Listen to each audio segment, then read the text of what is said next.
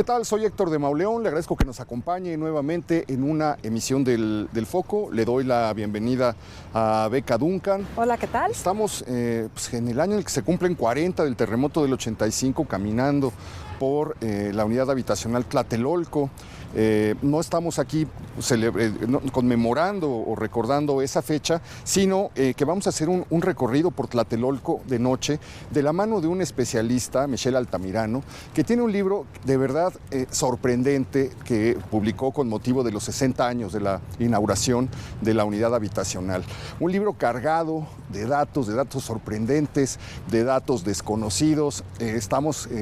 Vamos a caminar al lado de un verdadero especialista en la historia de Tlatelolco. Muchas revelaciones. La primera, yo no había conectado, Beca, que la ampliación del Paseo de la Reforma la hicieron en 1964 precisamente para que hubiera un acceso a Tlatelolco. O sea, yo sabía la fecha de la ampliación de Reforma, sabíamos la fecha de la inauguración de Tlatelolco, pero no había conectado que estas dos cosas tuvieran esa relación que al mismo tiempo es tan lógica y que pude descubrir leyendo este libro fascinante, interesantísimo, que va recorriendo los lugares principales de Tlatelolco, pero al mismo tiempo nos va contando su mecánica oculta.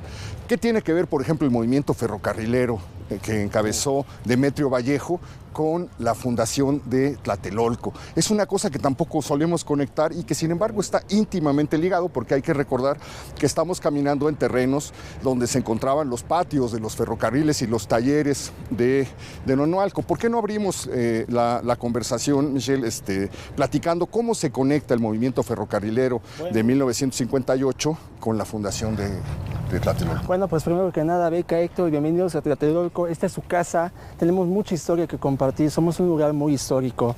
Nos honra mucho que nos hayan acompañado a este recorrido y es muy interesante conocer que el movimiento ferrocarrilero, del sindicato de ferrocarriles, pues viene por un charrazo, ¿no? Que era meter a... ¿Luis Gómez?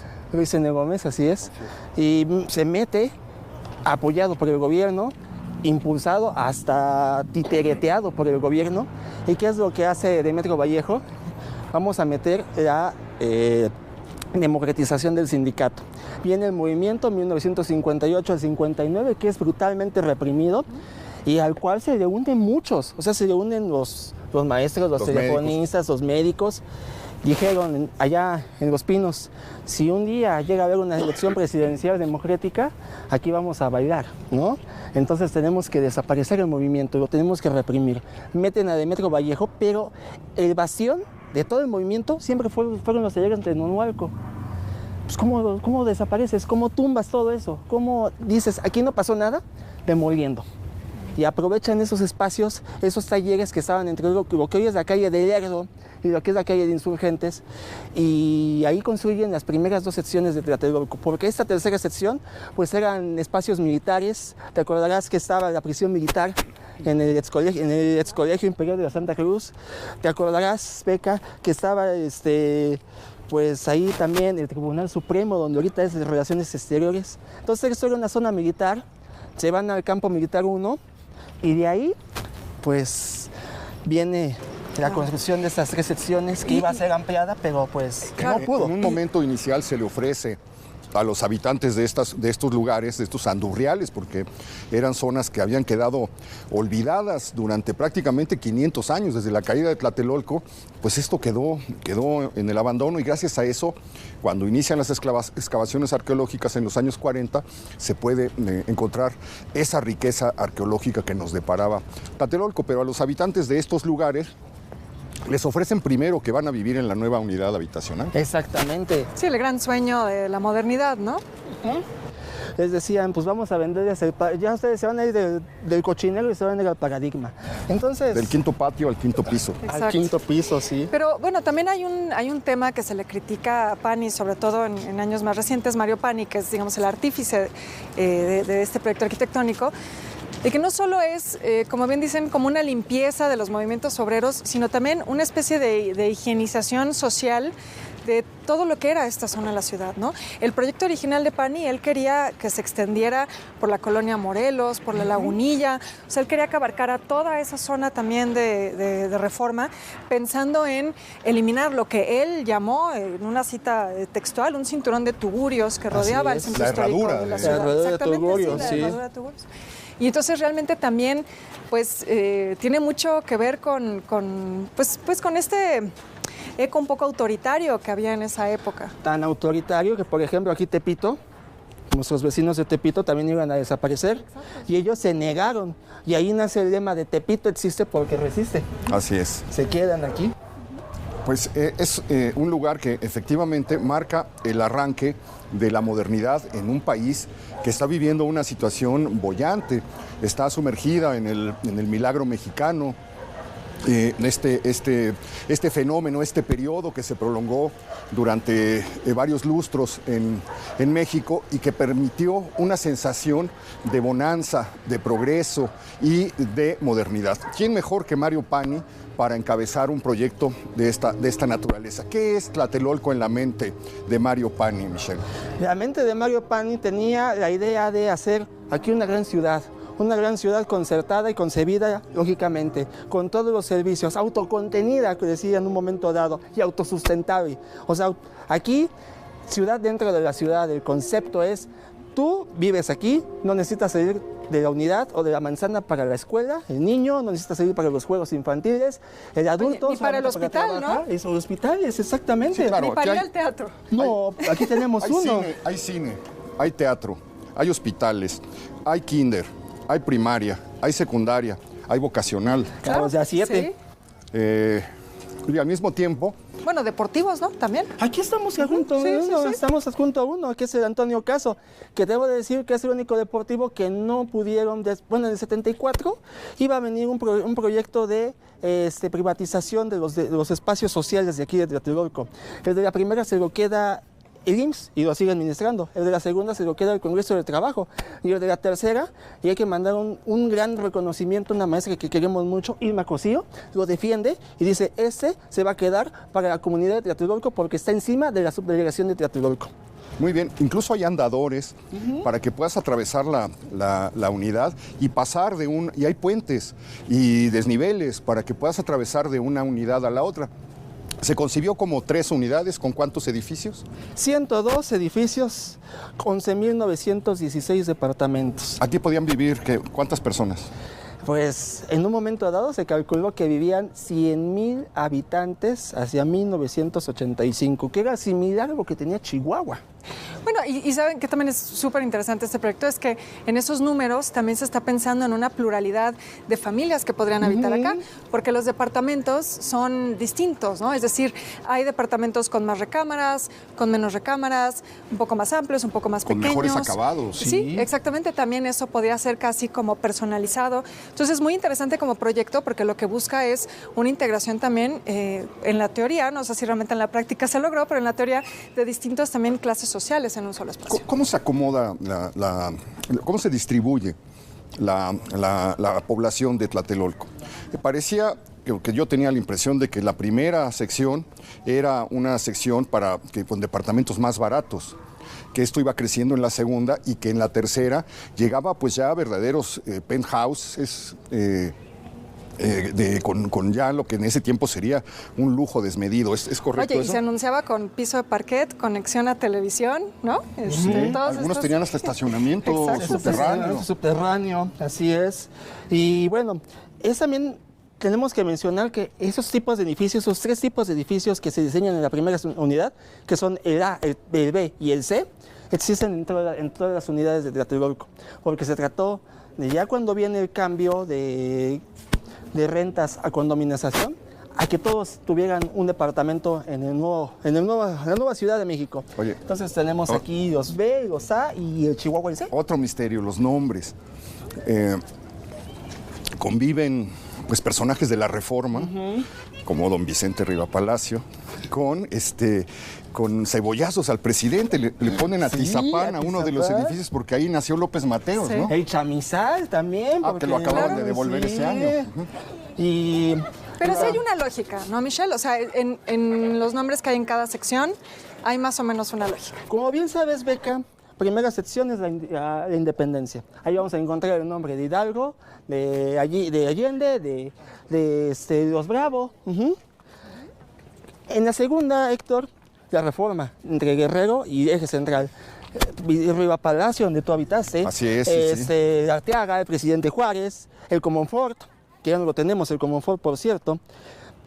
Hay una sección especializada a los movimientos sociales y a las defensas, que es la intervención americana, General Anaya, Xicoténcatl, la Revolución del 5 de febrero, la Constitución, Revolución de 1910, 20 de noviembre, los cebollazos, como tú decías, también válidos, y también un guiño a Juárez, ¿no? Porque hacen un edificio Galeana. Guelatao. Sí. Oye, bueno, hemos hecho un panorama general de la fundación, del origen de este Tlatelolco, de esta unidad moderna. Vamos a acercarnos hacia la Plaza de las Tres Culturas. Me parece perfecto. Vamos ahí a hablar un poco del pasado de este lugar y también para aclararle a usted y que nos aclare, Michelle, a nosotros por qué estamos caminando de noche en Tlatelolco, por qué nos citó de noche, pudiendo caminar y recorrer de día. Parece que vamos a oír relatos muy, muy interesantes. No se vaya.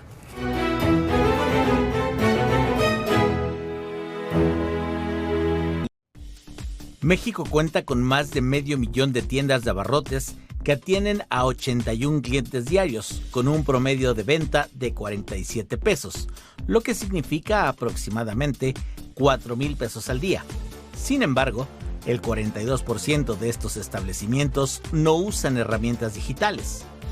Un estudio realizado por una comercializadora a nivel nacional que impulsa las ventas de estos establecimientos señala que la incorporación de herramientas tecnológicas tendría un impacto positivo en sus ventas, ya que éstas podrían llegar a duplicarse, pues cada vez son más las personas que utilizan el pago electrónico. Sin embargo, aún es necesario realizar un ejercicio de concientización entre los propietarios, pues aún existe cierto rechazo a la idea de incluir elementos tecnológicos en sus operaciones de rutina. Las herramientas digitales que estos establecimientos pueden incorporar van desde una cámara de seguridad, terminales para cobro con tarjeta, cobro de servicios o bien poder dar tickets y facturas. Algunas de las ventajas al digitalizar las tienditas son mayor alcance y visibilidad, aumento de ventas, mejora en la interacción con clientes y acceso a nuevos mercados. En suma, la digitalización puede ayudar a las tienditas de la esquina a mantenerse competitivas y alcanzar nuevos clientes. Para ADN 40, Fuerza Informativa Azteca. Un espacio informativo hecho a tu medida, con toda la información que es tendencia y las noticias de última hora. ADN 40.mx Noticias, con Claudia Echeverry. Hola, ¿qué tal? Buenos días. Sábado y domingo, a las 8 de la mañana, por ADN 40. Un holograma de una trabajadora sexual acecha el barrio rojo de Ámsterdam. La imagen proyectada representa a Bernadette Betty Szabo, una joven húngara de 19 años asesinada en 2009 y que sigue sin justicia.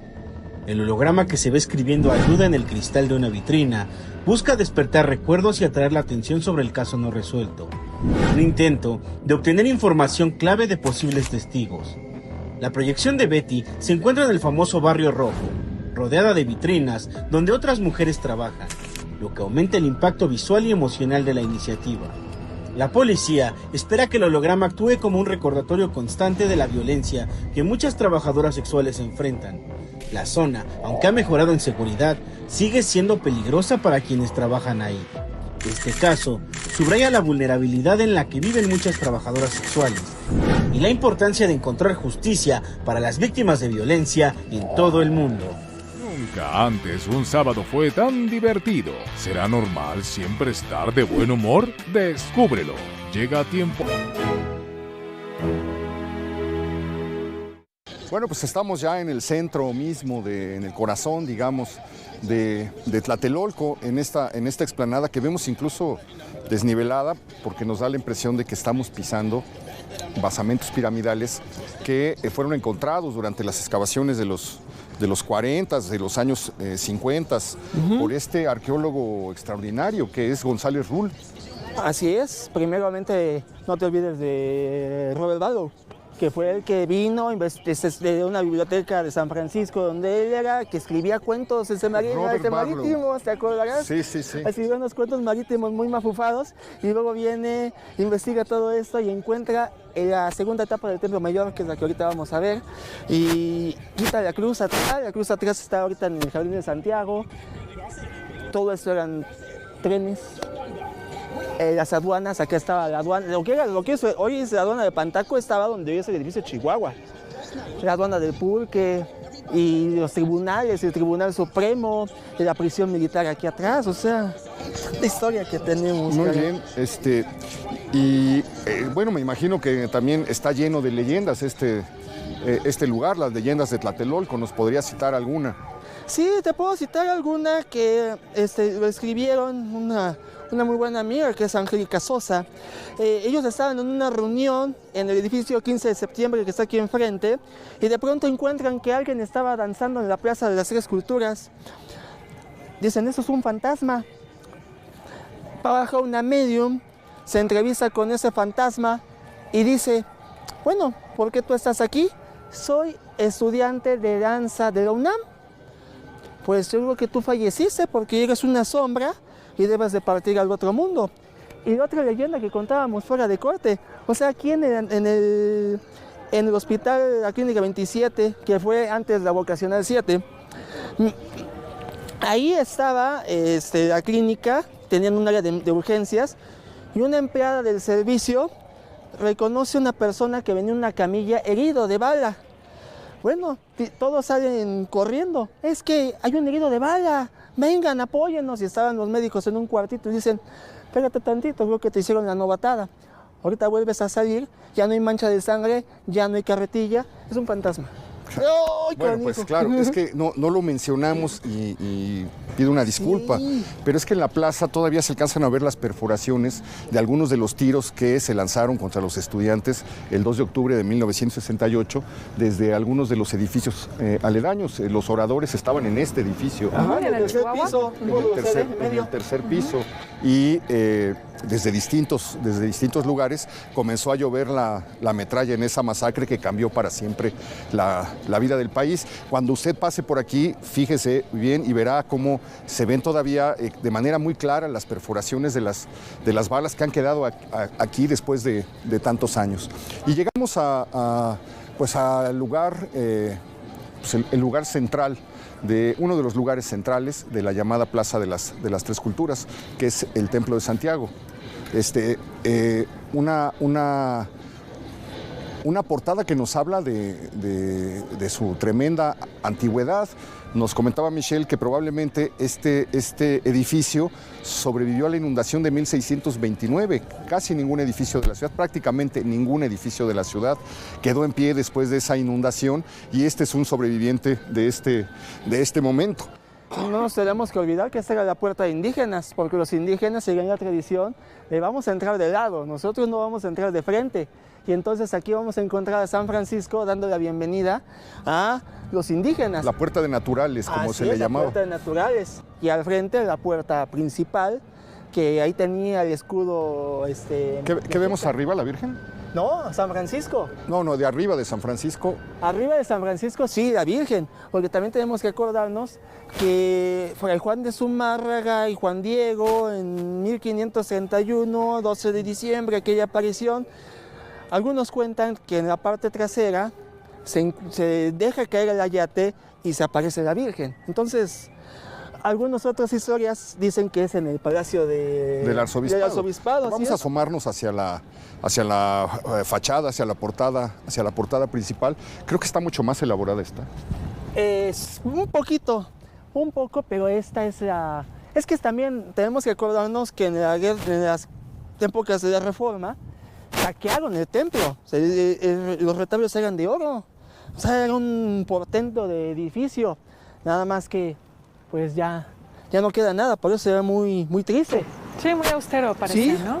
Y la torre que tenemos ahí arriba, Bueno, y también es que su construcción es previa al esplendor barroco que podemos encontrar en el centro histórico. Justo como bien dice Héctor, pocos edificios de esta época sobreviven en el centro y estamos acostumbrados a ver un centro histórico del siglo XVIII en realidad, que es cuando ya la arquitectura es totalmente exuberante, ¿no? Y esto es previo a eso. Una de las torres se dañó en el sismo del 85 y se desplomó. No, en el 17, en 2017. Aquí sí. estaba Fray Juan Francisco Troncoso y se nos cayó la torre y recogiendo las piedras porque la gente ya se la estaba llevando.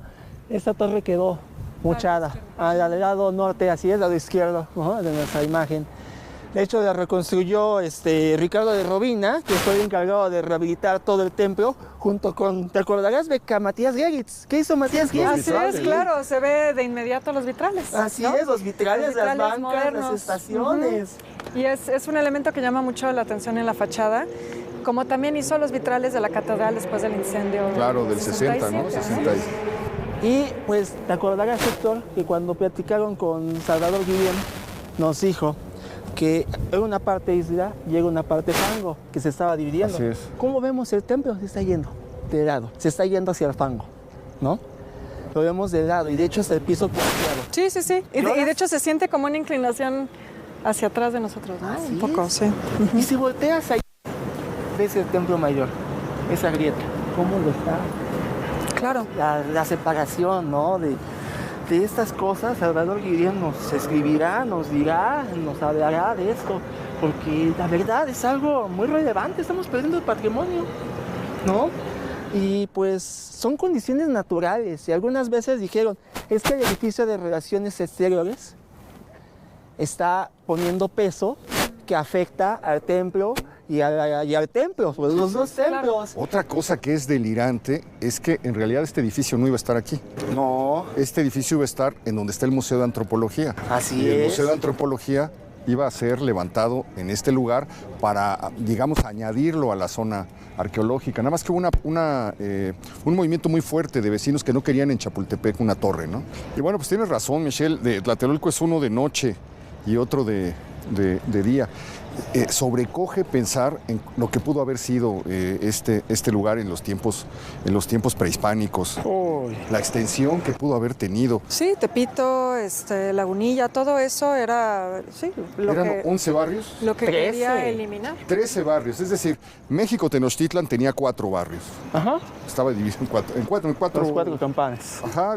Y esto nos da una idea de la dimensión que pudo haber tenido esta ciudad separada de Tenochtitlan por una lagunilla, que por eso se le conoce a esta zona como la Lagunilla, y considerada una ciudad gemela, una ciudad espejo de la de Tenochtitlan, porque evidentemente pues era la misma familia que se había distanciado, que se habían separado por desacuerdos. Algunos se vinieron a este islote, los otros se quedaron en aquel lugar, o algunos dicen que se pobló primero este islote y luego el otro, el de donde se levantó México Tenochtitlan.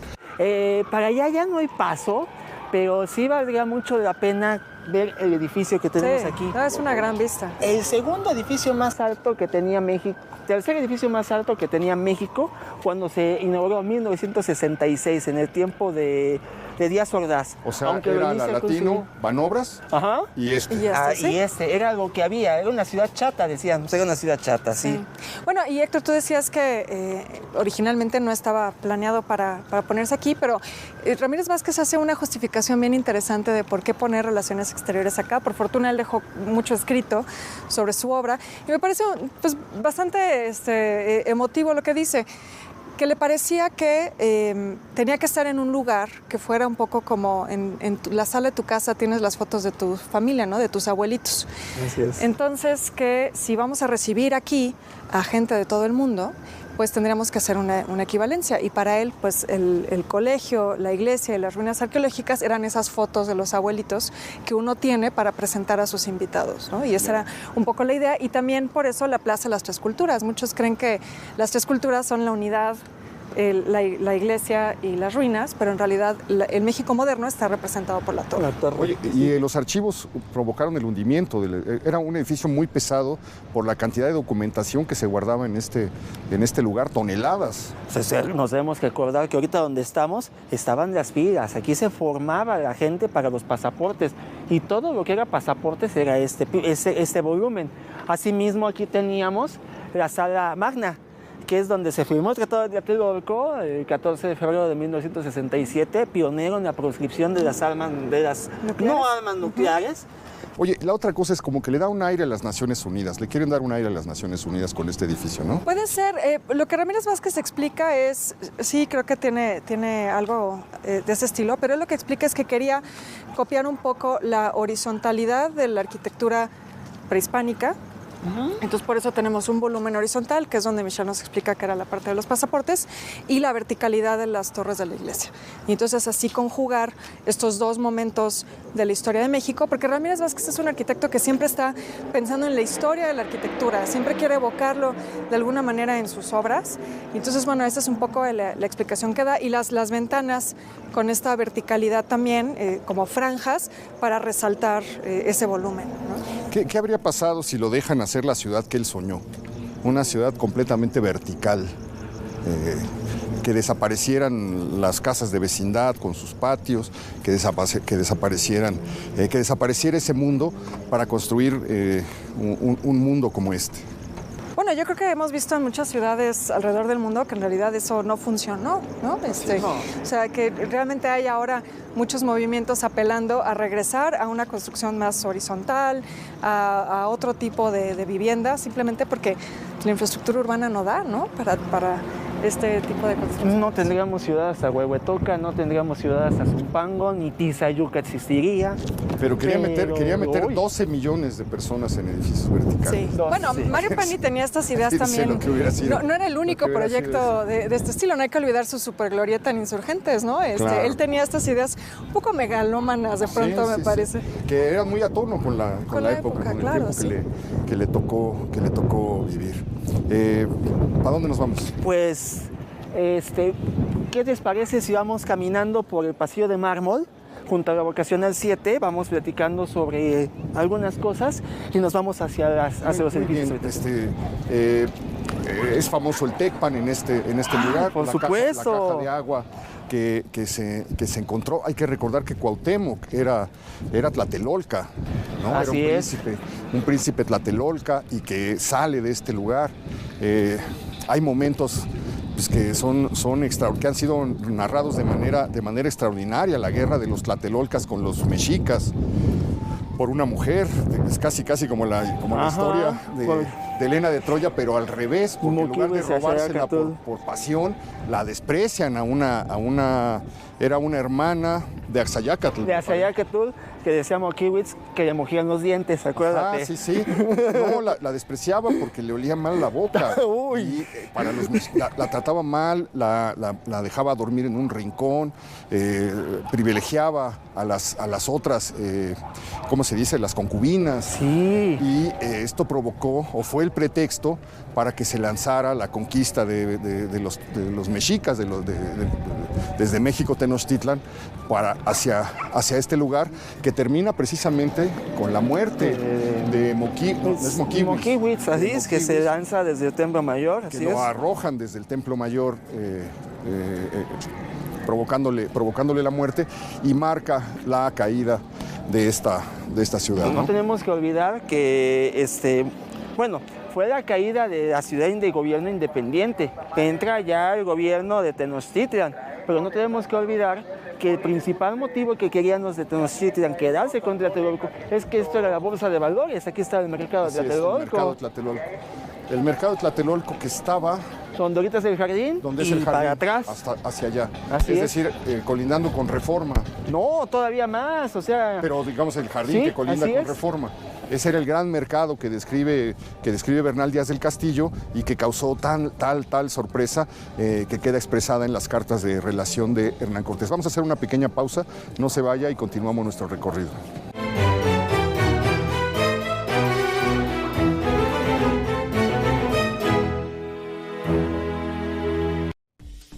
México cuenta con más de 500,000 de tiendas de abarrotes que atienden a 81 clientes diarios, con un promedio de venta de 47 pesos, lo que significa aproximadamente 4,000 pesos al día.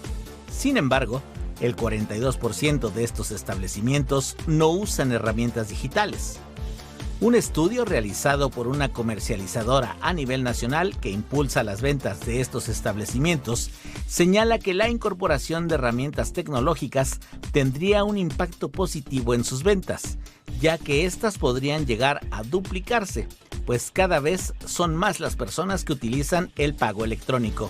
Sin embargo, aún es necesario realizar un ejercicio de concientización entre los propietarios, pues aún existe cierto rechazo a la idea de incluir elementos tecnológicos en sus operaciones de rutina.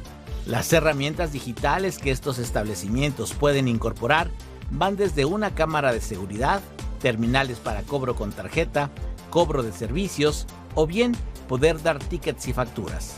Algunas de las ventajas al digitalizar las tienditas son mayor alcance y visibilidad, aumento de ventas, mejora en la interacción con clientes y acceso a nuevos mercados. En suma, la digitalización puede ayudar a las tienditas de la esquina a mantenerse competitivas y alcanzar nuevos clientes. Para ADN 40, Fuerza Informativa Azteca. Un espacio informativo hecho a tu medida, con toda la información que es tendencia y las noticias de última hora. ADN 40.mx Noticias, con Claudia Echeverry. Hola, ¿qué tal? Buenos días. Sábado y domingo, a las 8 de la mañana, por ADN 40. Un holograma de una trabajadora sexual acecha el barrio rojo de Ámsterdam. La imagen proyectada representa a Bernadette Betty Szabo, una joven húngara de 19 años asesinada en 2009 y que sigue sin justicia. El holograma, que se ve escribiendo ayuda en el cristal de una vitrina, busca despertar recuerdos y atraer la atención sobre el caso no resuelto. Un intento de obtener información clave de posibles testigos. La proyección de Betty se encuentra en el famoso Barrio Rojo, rodeada de vitrinas donde otras mujeres trabajan, lo que aumenta el impacto visual y emocional de la iniciativa. La policía espera que el holograma actúe como un recordatorio constante de la violencia que muchas trabajadoras sexuales enfrentan. La zona, aunque ha mejorado en seguridad, sigue siendo peligrosa para quienes trabajan ahí. Este caso subraya la vulnerabilidad en la que viven muchas trabajadoras sexuales y la importancia de encontrar justicia para las víctimas de violencia en todo el mundo. Nunca antes un sábado fue tan divertido. ¿Será normal siempre estar de buen humor? Descúbrelo. Llega a tiempo. Iniciábamos comentándote que aquí en este espacio, esta era la salida del centro ceremonial de Tlatelolco, porque así se pronunciaba, Tlatelolco. Díaz Ordaz le quitó una R y se quedó como Tlatelolco. Aquí salía el camino hacia Tenayuca. Ese camino hacia Tenayuca es actualmente calzada de Vallejo. Aquí teníamos 4 caminos, uno que iba hacia Tenochtitlan, otro que iba hacia la villa. Era Peralvillo y se volvía República de Chile. Sí, de Brasil, así es, Constantino. Ajá. Teníamos la calzada de Nonohualco, que significa el lugar donde hablan extraño, que es ahorita la primera sección donde está la Torre de Manobras, y esa iba hasta Tlacopan, el lugar de los carrizos, que los españoles llamaban Tacuba. Sí. Y teníamos acá la calzada hacia Tenayuca, que es Vallejo. O sea, habría que imaginar que tenía sus 4 calzadas, como también la tenía Tenochtitlan. Ajá, así es. Tenía sus 4 calzadas, sus caminos. Son caminos que no estaban reconocidos en los libros, siempre nomás nos dicen 3. Y no se nos olvidan estos más. Entonces es el que llevaba a Tenochtitlan, el que llegaba a Tacuba, el que iba a Tenayuca. Sí. Y el que iba a Tenayuca, el que iba hacia la villa, ¿no? Hacia la villa, así es. Y el que iba hacia... ¿qué tenemos? Tenayuca, tenemos Tlacopan, tenemos la villa. Y nos falta Tacuba. Una más. Ajá, Tacuba, sí es, Tacuba. Ok, bajamos por acá. Propiamente, sí, para pasar el pórtico Antonio Caso, vamos a pasar el pórtico por abajo. Tenemos que mencionar, Beca, te acordarás, tú has visto muchas fotos, en donde el puente era más amplio, porque no estaban estos salones. Estos salones, como lo habíamos platicado en el Antonio Caso, la maestra Irma Cosío le debían el espacio y era de los pocos que tenían cabida para las actividades vecinales. No había suficientes.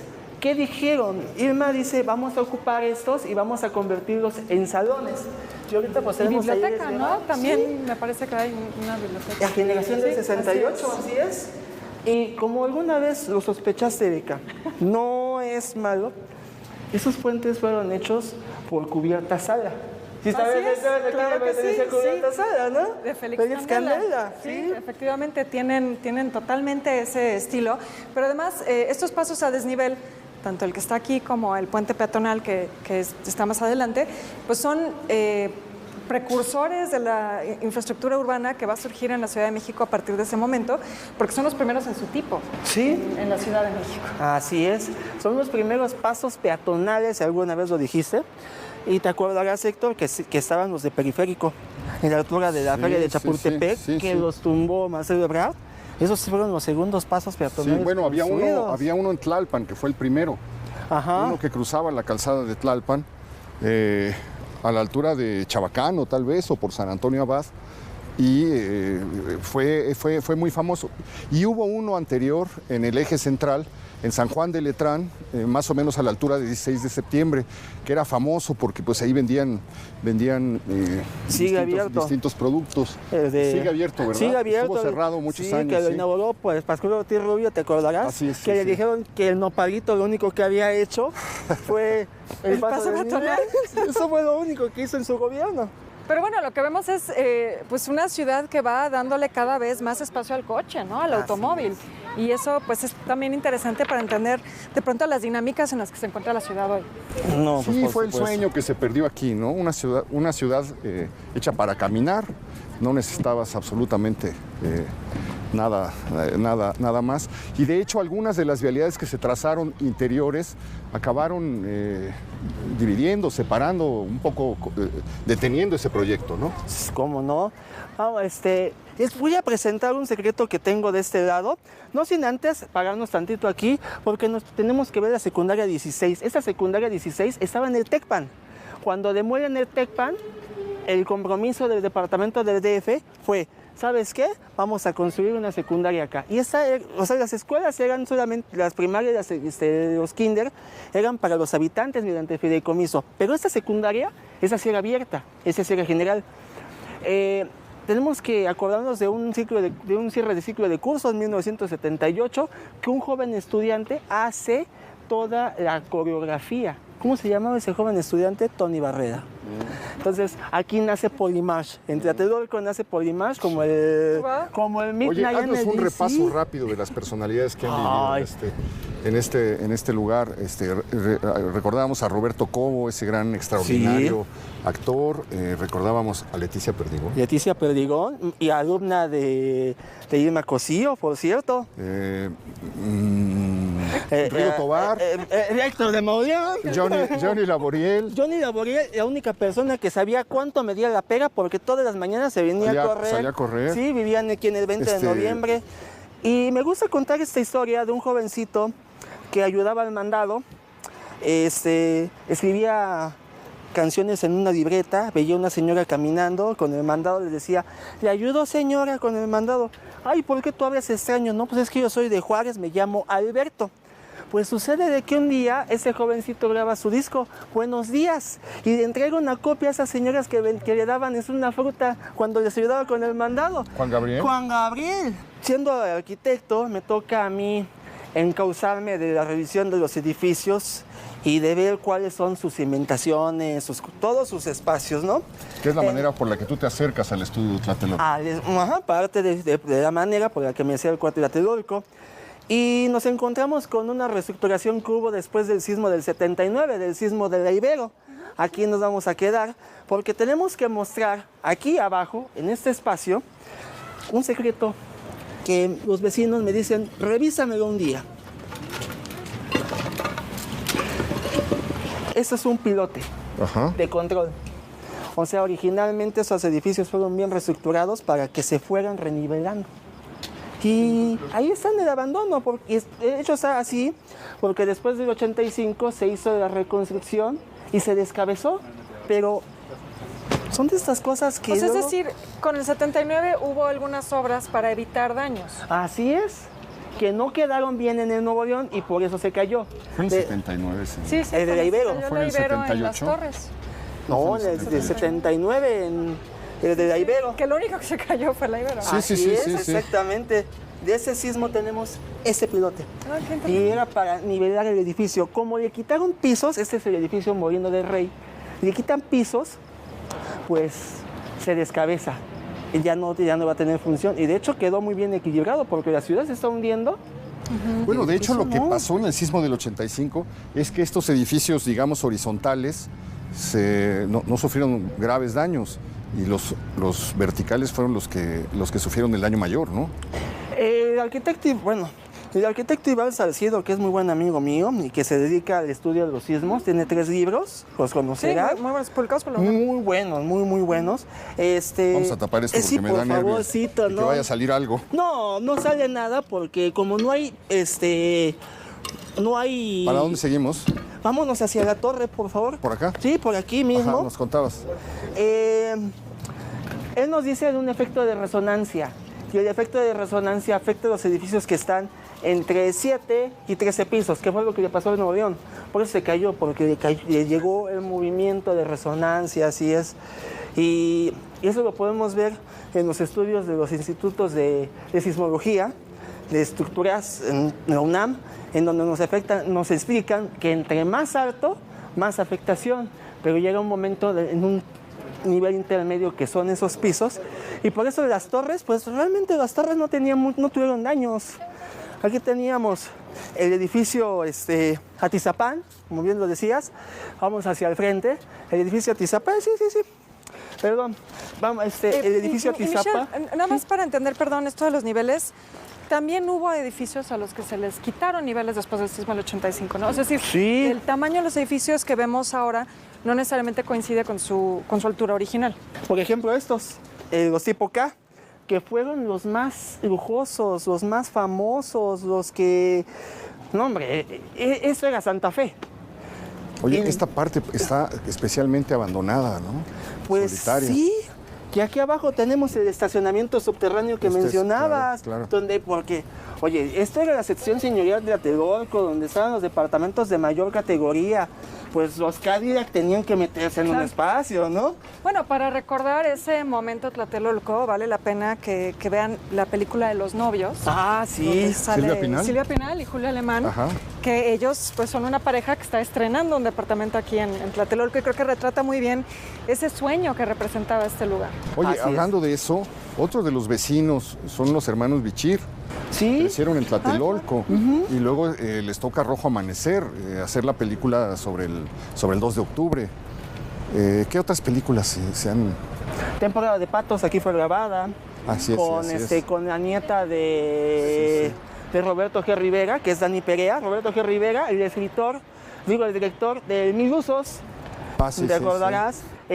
Muy buen amigo nuestro, de la familia, y vivió aquí en el edificio Estado de México hasta su fallecimiento en el 2016. Un célebre pianista de Ray Conniff. Raimundo Balbuena, que tocaba aquí en el 5 de febrero. Había un bar que se llamaba el Café Insignia, que lo administraba el arquitecto Santiago Jordá, y él le invita a que viniera a tocar aquí, don Raimundo Balbuena, director de orquesta de Ray Conniff. Oye, fíjate, otro de los secretos que encontré en el libro de Michelle que me sorprendió mucho es que el encargado de la ampliación de Reforma y uno de los propietarios de una de las empresas constructoras que participaron en la construcción de Tlatelolco es nada más y nada menos que el general Luis Cueto, el mismo que era jefe de la policía cuando ocurre el movimiento del 68 y por el que los estudiantes piden la renuncia de este general. Pues fue uno de los que se enriquecieron. Fue uno de los que se enriquecieron ampliando Reforma, el general Luis Cueto, eso yo no lo sabía. Y esta vocacional son los jóvenes que protagonizan el pleito en la Ciudadela. No, los que protagonizan el pleito en la Ciudadela es la 5, la que se llama Juárez, la que todavía sigue ahí junto al mercado de artesanías. Sí, y aquí cerca hay un frontón. Ese frontón nos revela otro secreto. Que el ¿Vamos edificio... por acá? Sí, por aquí podemos llegar. Que el edificio 20 de noviembre, que era una torre similar al Revolución, al 5 de febrero, se iba a reconstruir. Quedaron las varillas, pero como no había gente, olvidaron los recursos, movieron a las pocas personas que había en esos edificios que habían sido catalogados como edificios en recepción. ¿Cómo decimos edificios en recepción? O sea, la gente de otros edificios en proceso de reconstrucción se vino a vivir a estas torres, a los departamentos que habían quedado vacíos, sin estar reestructuradas, hasta el 93 aproximadamente. Y luego de ahí dejaron la obra y se quedaron esos espacios del frontón que vemos ahí a nuestra derecha. Esos espacios del frontón se quedaron, si nos damos cuenta, son las huellas de la torre. Ok, ajá. Las cabeceras de la torre. Ahí quedaron. Entonces, aquí estaba la torre 20 de noviembre, donde vivía Johnny Gabriel. De hecho, su hermana Elia Gabriel también vivía en el General Anaya. Y Bueno, hay que decir, Michelle, que muchos de esos edificios que son, bueno, tanto el Nuevo León, que es pues, donde sucede la mayor tragedia, como algunos de estos otros que a lo largo del tiempo van siendo demolidos, la mayoría tienen una reconversión en espacios para uso de la comunidad, ¿no? Está el Huerto Tlatelolco, por ejemplo, el Reloj de Sol, donde iniciamos el recorrido, donde estaba el edificio Nuevo León. Nos hablas aquí del frontón. Hay también esta intención de alguna manera devolver algo a la comunidad, resarcir a través de este tipo de proyectos más comunitarios, ¿no? nos olvidamos también que tenemos a un grupo de composteros, los composteros de Tlatelolco, y ellos están junto al Puente de Piedra también. Y pues son los espacios que quedaron vacíos después del 85, donde se demolieron los edificios. Se demolieron 12, se quedó nada más el 90% de lo que estaba construido en aquel entonces. Los demás espacios se convirtieron en zonas sociales, en zonas para uso. ¿Cuántos edificios cayeron en el 85? Cayó en Nuevo León y estuvo a punto de caer el Churubusco, pero ese fue por una negligencia de un vecino que puso mármol en el primer piso y tronó las columnas. Y otros más edificios ya cayeron por algunos detalles estructurales, porque no los quisieron reconstruir. Pero en realidad la mayoría son demolidos, ¿no? Sí, fueron demolidos. ¿Pero ¿sí? cuántos fueron? Demolidos fueron 11. 11. 11, más lo que quedó en pie del Nuevo León, pero pues eso ya es el 12º edificio que desaparece y es el que se cayó. Bueno, pues estamos al pie del edificio Revolución de 1910. Estamos ya en la segunda sección En la segunda, de Tlatelolco. Y ¿es un edificio de cuántos pisos? De 20 niveles habitacionales, 80 departamentos, 2 penthouses. 20 niveles. Así es. Bueno, vamos a subir al nivel 20 para conocer un departamento. ¿Cuántos departamentos había en la unidad habitacional Tlatelolco? 11.916. 11.916 departamentos. Bueno, vamos a conocer el que fue uno de los que fueron los más exclusivos O y más lujosos, Vamos sí. para allá.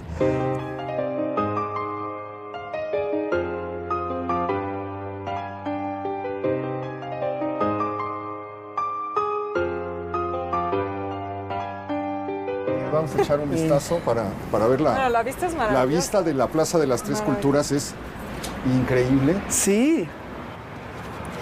La Torre Latino, ¿no? Por allá. Es una vista privilegiada, ¿no? Reforma de aquel lado, la torre de Pemex. ¿Dónde está Reforma? ¿Dónde está Acá está Reforma. Ah, claro. Sí. Ah, bueno, ahí se reconoce. La de Pemex allá. La torre insignia, esa de puntitos rojos, la torre de Banobras. Las 3 secciones de Tlatelolco. ¿Cuántas torres se hicieron con estas características? Bueno, son 7 torres tipo N, de las cuales quedan 4 en ¿Son Reforma. estas que tenemos aquí enfrente? Allá, así es. Los departamentos son más pequeños, Y 5 torres del tipo M, como estas, que tienen departamentos de 3 recámaras. Las dimensiones son más grandes estos. Ok, entonces esos eran, digamos, más modestos, por llamarlos de alguna manera. Y estos eran los de superlujo. Los de superlujo son los ¿Quiénes vivieron aquí, sabes? ¿Has logrado determinar? Pues, en algunos datos hemos encontrado que, por ejemplo, la familia Santibáñez vivía en el Chamizal. Oye, Lorenzo Meyer vivió en Tlatelolco, ¿verdad? En un departamento de una recámara en el Chihuahua, porque él lo platica. Él lo platica cuando estaba estudiando también. Y Michelle, yo tengo la impresión, pero no sé si me estoy equivocando, que muchas de estas unidades que hizo Pani se daban créditos a trabajadores del ISSSTE, ¿no? Acuérdate que todavía no entraba el ISSSTE como tal, sino que había un fideicomiso. ¿Ah? Era a los trabajadores de confianza de la Dirección de Pensiones Civiles. Pensiones se llamaba. Porque después, ya cuando casi se termina de construir Tlatelolco, entra el ISSSTE. Ya se cambia el nombre a ISSSTE. 16 edificios hizo el ISSSTE aquí en Tlatelolco. Ahora, Pani ya tenía una gran experiencia en este tipo de... Bueno, ya había hecho dos. Había hecho el primero, que es el de la Colonia del Valle. El CUPA, sí, el Centro Urbano Presidente Alemán. Ajá. El presidente alemán, y luego hizo el que también le fue de la patada en el terremoto del 85. En Juárez. En Juárez, sí, en la Roma. Ajá, en la colonia Roma, donde había esa cosa que se perdió, que era maravillosa, que pasabas por la calle de, no sé si era Orizaba. Pasabas por debajo de un desnivel, y el desnivel, pasabas por abajo de los edificios y el desnivel estaba decorado con murales de O'Gorman, creo. Carlos Mérida. Y los balcones también. De hecho, en el archivo de Fundación ICA se conserva una de las placas originales de los mosaicos de Mérida. ¿Sí? Que luego lo reconstruyeron en Fuentes Brotantes, ¿te acordarás? Sí, claro. Oye, además nos tocó estos días en que ha estado el cielo completamente despejado. Se alcanzan a adivinar muchísimas cosas. Lo que no puedo dejar de pensar es cómo le irá al propietario cuando hay sismos. El sustazo que con los antecedentes de Tlatelolco. Te toca ver todo, te toca ver cómo se mueven todos los edificios. De hecho, cuando llega a haber un temblor, solamente se les recomienda que bajen los que viven del piso 3 para abajo. Los del piso 4 no alcanzan los 50 segundos para bajar, dañarían las escaleras, eran muchos detalles. De hecho, en 2007 hubo un problema que en el edificio Presidente Juárez no hubo daños, no hubo ningún detalle, pero una persona de la tercera edad iba bajando del edificio y vienen unas personas, unas mujeres corriendo por las escaleras, lo matan y lo avientan hacia el vacío. En el terror. Y fallece. Sí, en el terror. Eso fue el único trauma de ese sismo. Eso me hace recordar mucho esa cosa impresionante de Octavio Paz, que dice que ve Tlatelolco como un lugar de sacrificio. Entonces dice, aquí enfrente se dio la última resistencia de México Tenochtitlan tras la caída del sitio de tantos días, se dio en este lugar.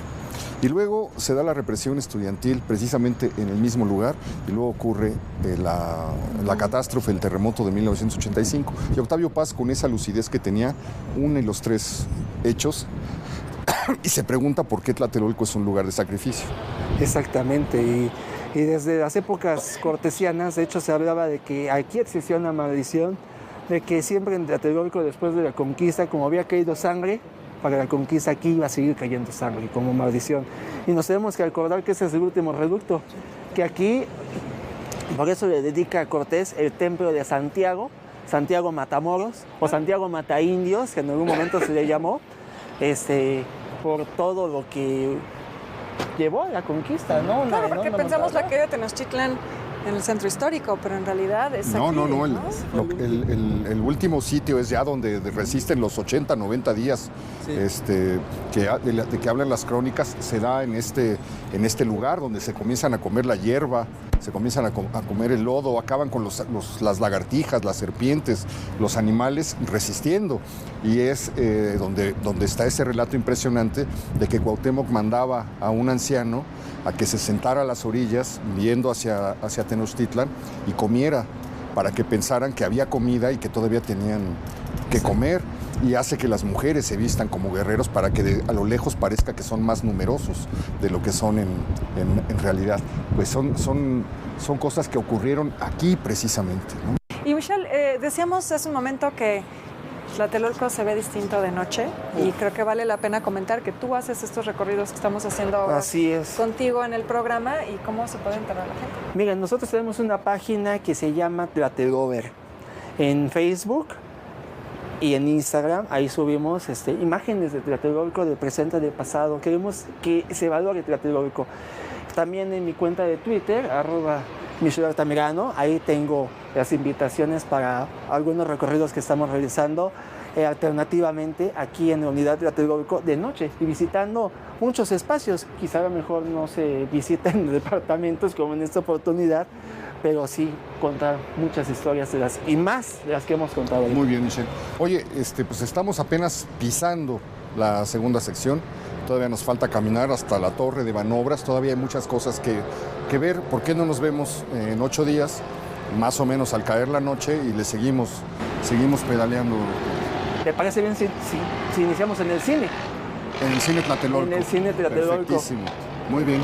Oye, pues te agradezco muchísimo tu generosidad. Felicidades gracias por el libro Tlatelolco, 60 años. Tlatelolco, 60 años, una ciudad dentro de la ciudad. Una ciudad dentro de la ciudad. Un libro de verdad que pues cualquier interesado y cualquier amante de la ciudad debería revisar por la cantidad de datos que están ahí concentrados y que nos dan una visión paso a paso de lo que es la unidad habitacional Tlatelolco. Pues muchísimas gracias, Beca. Gracias, Le agradezco muchísimo que nos haya acompañado, sígasela pasando bien. Nos vemos la próxima semana, ya lo sabe usted, aquí en El Foco.